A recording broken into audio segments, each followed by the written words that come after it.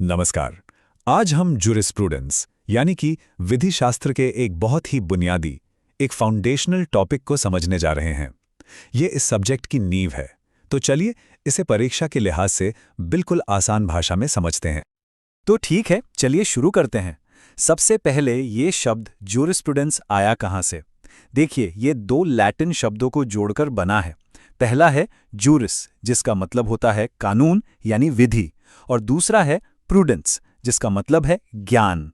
तो ज्यूरिस्प्रूडेंस का सीधा साधा मतलब हुआ कानून का ज्ञान या नॉलेज ऑफ लॉ। देखा कितना सिंपल है। तो अब जब हम इसका शाब्दिक अर्थ समझ गए हैं, तो थोड़ा और गहराई में जाते हैं। आइए देखते हैं कि कानून की दुनिया के जो बड़े बड़े थिंकर्स हुए हैं, वो इसे कैसे डिफाइन करते हैं। ये समझना बहुत ज़रूरी है कि ज्यूरिस्प्रूडेंस असल में है क्या। अच्छा, ये स्लाइड एग्जाम के लिए बहुत इंपॉर्टेंट है। अलग अलग ज्यूरिस्ट्स ने ज्यूरिस्प्रूडेंस को कैसे देखा। सबसे पहले अल्पियन, उन्होंने कहा कि ये the science of just and unjust है, यानी सही और गलत का विज्ञान। फिर आए सैलमन, उन्होंने इसे कानून का विज्ञान कहा। ऑस्टिन का कहना था कि ये फिलॉसफी ऑफ पॉजिटिव लॉ है, मतलब वो कानून जो इंसानों ने या स्टेट ने बनाए हैं। और कीटन के मुताबिक ये कानून के जनरल प्रिंसिपल्स की स्टडी है। ये सारी परिभाषाएं याद रखेगा, अक्सर पूछी जाती हैं। तो इन सभी मुश्किल सी लगने वाली परिभाषाओं का निचोड़ क्या है? एकदम सरल शब्दों में कहें तो ज्यूरिस्प्रूडेंस कानून के बुनियादी सिद्धांतों की पढ़ाई है। ये इस बात की पड़ताल करता है कि कानून क्या है, ये आता कहाँ से है और इसका असली मकसद क्या है। तो ये सिर्फ रूल्स एंड रेगुलेशंस के बारे में नहीं है, बल्कि कानून के पीछे की पूरी साइंस और फिलॉसफी है।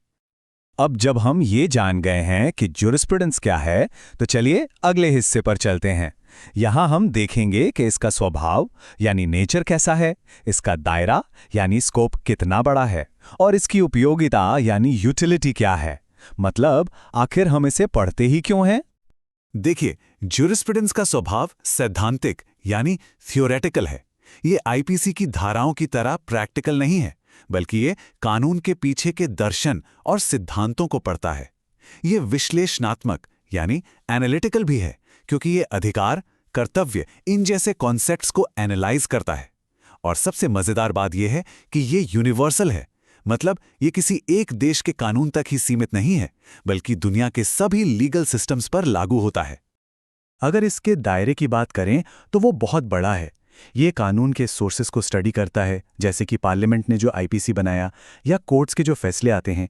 ये कानून के कॉन्सेप्ट्स को समझता है, जैसे संपत्ति का अधिकार या राइट टू प्रॉपर्टी का असल में मतलब क्या है। ये कानून और नैतिकता के बीच क्या रिश्ता है, इसकी भी जांच करता है। संक्षेप में कहें तो कानून से जुड़ी हर थ्योरेटिकल चीज इसके दायरे में आ जाती है। तो सवाल उठता है कि इसका फायदा क्या है। भाई, ये वकीलों की लीगल थिंकिंग को डेवलप करता है, जिससे वो कानून के पीछे का क्यों समझ पाते हैं। ये कानून बनाने वालों को गाइड करता है, और सबसे जरूरी, ये जजेस की मदद करता है। मिसाल के तौर पर पुत्तस्वामी केस को देखिए।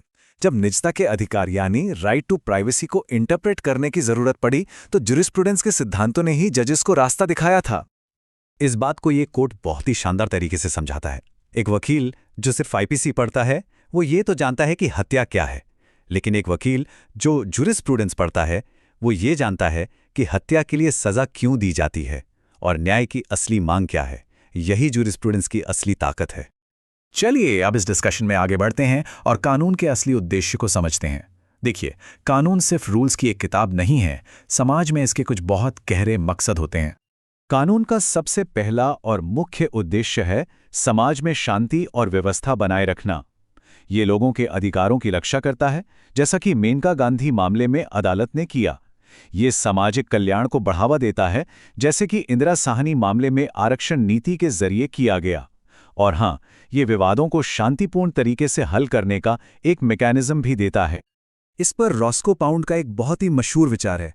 वो कहते हैं कि कानून सोशल इंजीनियरिंग है। इसका मतलब क्या हुआ? इसका मतलब है कि कानून समाज में अलग अलग कॉन्फ्लिक्टिंग इंटरेस्ट्स के बीच एक संतुलन बनाने का काम करता है, ताकि समाज में हार्मनी बनी रहे। ये एक बहुत ही मॉडर्न और रेलेवेंट सोच है। और अगर हमें भारत में कानून का सबसे बड़ा उद्देश्य देखना है, तो हमें बस भारतीय संविधान की प्रस्तावना यानी प्रिएम्बल को देखना होगा। न्याय, स्वतंत्रता, समानता और बंधुत्व, यही हमारे कानून का परम लक्ष्य है, जो हमारी प्रस्तावना में साफ साफ लिखा हुआ है। अब हम अपने विश्लेषण के एक बहुत ही यूनिक हिस्से में आ गए हैं। हम कानून की जनरल बात से हटकर भारत की अपनी प्राचीन दार्शनिक नींव यानी धर्म पर फोकस करेंगे। देखिए, एक बात साफ कर लें, धर्म का मतलब सिर्फ रिलीजन नहीं होता। भारतीय दर्शन में धर्म का अर्थ है नैतिक कर्तव्य, सही आचरण और न्याय का रास्ता। ये पश्चिमी कानून की सोच से कहीं ज्यादा व्यापक है। इसमें कर्तव्य, नैतिकता, कानून और न्याय सब कुछ एक साथ शामिल है। इस स्लाइड पे दोनों के बीच का अंतर बहुत साफ साफ देखा जा सकता है। धर्म का सोर्स डिवाइन या मॉरल माना जाता है, जबकि पश्चिमी कानून स्टेट बनाता है। धर्म की शक्ति हमारे अंदर की आवाज, हमारी अंतरात्मा से आती है, जबकि कानून को बाहरी ताकत से लागू किया जाता है। ये एक बहुत ही फंडामेंटल डिफरेंस है। प्राचीन भारत में धर्म के सोर्सेस का एक क्रम था, एक हायरार्की थी। सबसे ऊपर थी श्रुति यानी वेद, जिन्हें डिवाइन माना जाता था। फिर आती थी स्मृति, जो ऋषियों की व्याख्याएं थीं। उसके बाद था आचार यानी समाज के रीति रिवाज, और आखिर में थे निबंध, जो विद्वानों की कमेंट्रीज होती थीं। तो क्या धर्म सिर्फ एक पुरानी प्राचीन बात है? बिल्कुल नहीं। चलिए देखते हैं कि कैसे धर्म की ये भावना आज के मॉडर्न इंडियन लॉ और अदालती फैसलों में भी जिंदा है। हमारा संविधान धर्म की भावना से भरा हुआ है। प्रस्तावना में न्याय और समानता की जो बात है, वो धर्म के सिद्धांतों को ही दर्शाती है। राज्य के नीति निदेशक तत्व यानी डीपीएसपीज सामाजिक और आर्थिक न्याय की बात करते हैं। और तो और आर्टिकल 51A में दिए गए मौलिक कर्तव्य यानी फंडामेंटल ड्यूटीज नागरिकों को उनके धर्म यानी उनके नागरिक कर्तव्यों की याद दिलाते हैं।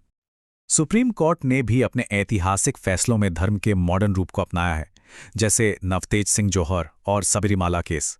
इन मामलों में अदालत ने संवैधानिक नैतिकता यानी कॉन्स्टिट्यूशनल मोरालिटी के कॉन्सेप्ट का इस्तेमाल किया। यह असल में धर्म का ही एक मॉडर्न जुडिशियल रूप है, जिसका मकसद सबके लिए समानता और न्याय को पक्का करना है। तो चलिए एक नज़र में सब कुछ दोहरा लेते हैं। ये स्लाइड एग्जाम की तैयारी के लिए एकदम परफेक्ट है। हमने ज्यूरिस्प्रूडेंस के नेचर और यूटिलिटी को समझा, कानून के उद्देश्य जैसे न्याय और कल्याण को देखा, और भारतीय कॉन्सेप्ट धर्म को उसके नैतिक कर्तव्य के रूप में जाना। और आखिर में यह विचार इस पूरे विश्लेषण का सार है।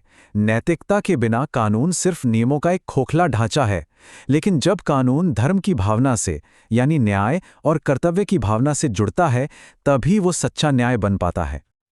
आखिर में बस एक सवाल, अगर कभी लिखे हुए कानून और धर्म यानी नैतिक कर्तव्य में टकराव हो जाए, तो एक जज को क्या करना चाहिए? इस पर सोचिएगा जरूर।